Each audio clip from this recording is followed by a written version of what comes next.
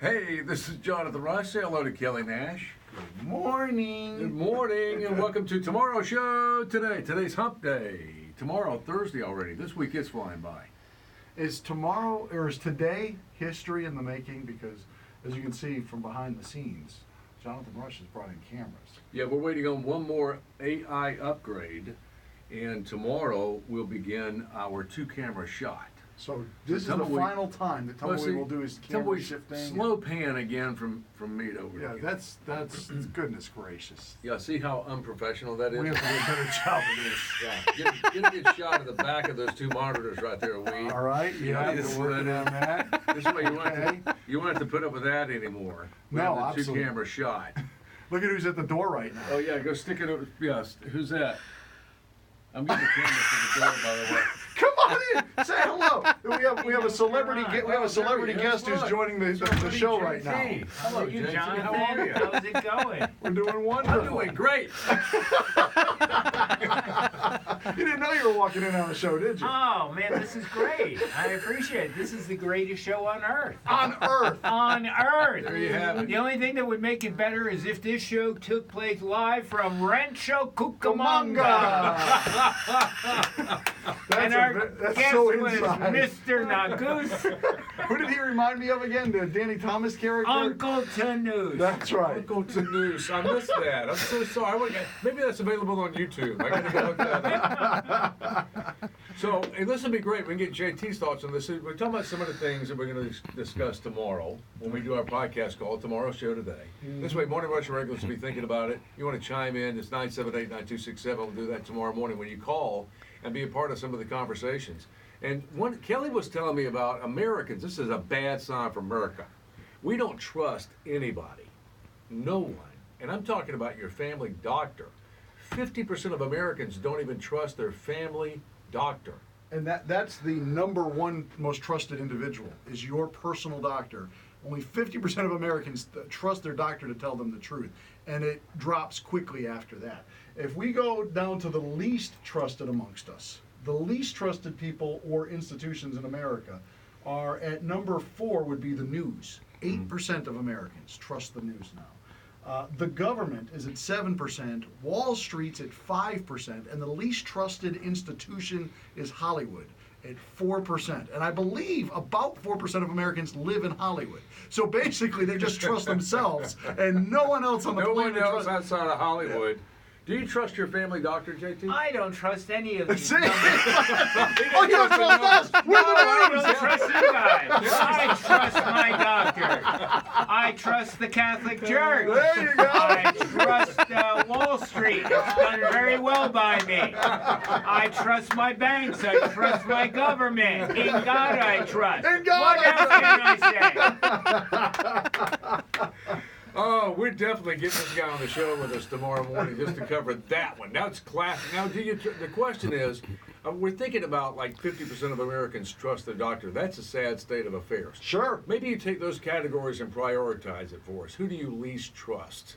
Or is there something in there that, like JT, you totally disagree with it? You don't trust Kelly because he's saying that this. I misread the article possibly. Who knows what's going on around here? I don't trust the internet. I know that's where you got it. So there's the problem. That's right. We don't trust the internet either. All right. The other thing you were telling me about that's a little creepy. I don't know. You're talking about the last request? Yes. All right, so I got to get JT's insights on this one too. I didn't even know Dear Abby still existed, but apparently in some newspapers Dear Abby does still exist. And this woman wrote into Dear Abby that her husband and her had moved back to their old hometown. Her husband reconnected with a high school friend. It became obvious that the high school friend was at one point attracted to her husband. Now they're in their 60s or whatever. The guy is dying. The guy has a terminal illness that he's only going to be here for a few more months. He just told the husband that due to his infatuation with him, his dying wish, and I'm going to read it from Dear Abby, is to see the husband naked. That's his dying wish, is I just want to see you naked once. I've been dreaming about it since I was a teenager. Now remember, we only talk about things that are actually printed in the newspaper or otherwise reported in the news. This is a which news you don't trust item. anyway. Right. That's right. But now, Dear Abby has responded to the wife, because the wife is apparently uncomfortable with the idea of her husband stripping for the best friend from high school. But she says it's his body, it's his choice. You're out of this. Ladies, how do you feel about that? That it is, I guess we've heard the argument, it's her body, her choice. What about his body, his choice? If he wants to strip for his male friends, you don't get a say on that anymore. Yeah, that's or part of do the we? Me Too movement. JT's face. Look at JT's face. Kelly, where did you come up with this? This is a Dear Abby story. I don't care. This is horrible. The guy's going to meet his maker very shortly, and the first thing that's going to be asked is, so you had your friends strip for you? What were you thinking? Apparently he wanted to go into eternity with that on his mind. Oh, my gosh. Okay. I'm going to have no comment on this for this particular video podcast. Really? Okay. Yes.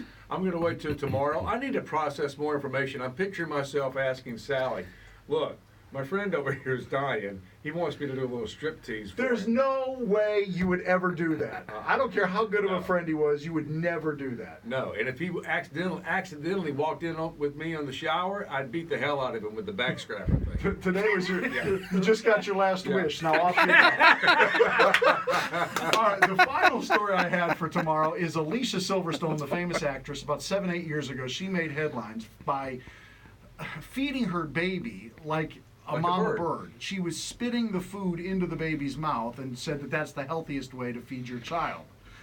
Now she's back in here because that same child, he's now 8 years old. His name is, what is his name again? It's Bear Blue. That's his name, Bear Blue. Bear Blue, she says, is the most perfect 8-year-old in the world because Bear Blue has never been reprimanded. Not once. She says if he's doing something that I find really offensive or whatever, I'll say, no, thank you, Bear. No, thank you. No, thank you. And I've built a mutual respect with him when he was 1, and that's why by the age 2 and 3, we never had the terrible 2s and 3s. Are we missing out as parents by reprimanding your children? Should we stop it? What do you think, JT? I think this is an actress. Did she take a complete hiatus from working? Yeah. Because if she did not take a complete hiatus from working, she's full of crap too. I'm trying to think if I put myself in the little, tiny little shoes of Bear Blue. A child who used to sit at the table with his back and his mouth open, his mom would regurgitate food into his mouth. I'm thinking, this kid, run from the beginning, this lady's whacked out of her gourd. All I got to do is behave well enough to get the hell out of here when I'm 18 and I'm home free. But I can't imagine raising any of my kids by just saying, no thank you, Janie. No thank you. No thank you, John. I'm sure that John would have loved that. John was a handful. I used to whip that kid every half hour. But I can't imagine, no thank you. These kids will be running your life. The inmates are running the asylum over there. There's no way this is true. I don't think that your perception of Bear Blue is correct. I think that Bear Blue is shocked when he meets other kids whose parents tell him, you can't do that, you're grounded. Get up to your room. He's like, what? What next? They make you chop your own food up and eat it? They didn't pre-chew it for you? Yeah, here's the kid that showed up at lunch every day and he'd get a little Ziploc bag out of his lunchbox and zip it and then pour it into his mouth because his mom already ate it and threw up in a sack. I can't wait. I really hope I live another 25 or 30 years just so I can see where Bear Blue is in life. Right. What kind of a life has he built for himself with this foundation of never being reprimanded and his mother pre-chewing his food for? She's probably still doing it. She's probably 10 years old, spitting it across the room at him.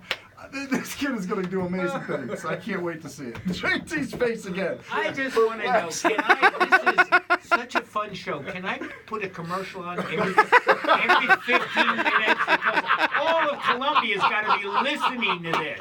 Unbelievable. All right, trust me, we'll have a salesperson call you about that. All right. Okay, we're going to do all that tomorrow morning. Remember, the number is 978-9267. If you want to get in touch with us on social media, you can do that. You know how. Obviously, you're watching us on social media. All right, tomorrow's show is going to be fun in the morning rush. See ya!